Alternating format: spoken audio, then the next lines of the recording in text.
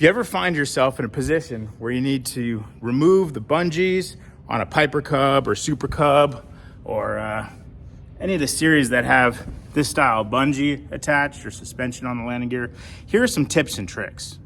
The main thing you want to consider here is that once you remove the suspension, the landing gear has no structure anymore and it's going to want to spread out.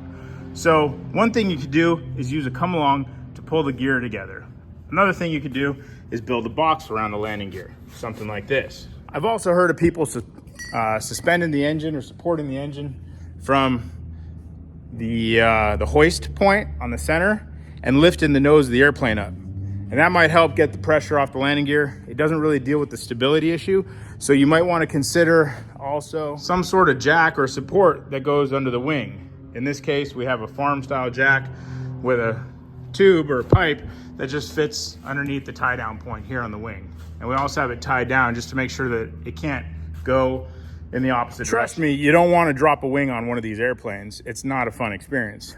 In this case, we're installing Acme Aero nitrogen filled shocks, which is a pretty good upgrade for the Cub, I hear. But it did require removing both bungees at the same time, which is less than ideal because you can remove one without much of an issue, but as soon as you remove the second one, you're going to lose all rigidity between the gear, and the fuselage has the tendency to want to lean one side or the other. Another thing you could do is make this tool here, which is just a simple pipe with some holes drilled, and it essentially mimics or follows the same pattern as the bungee or the Hydrazorb.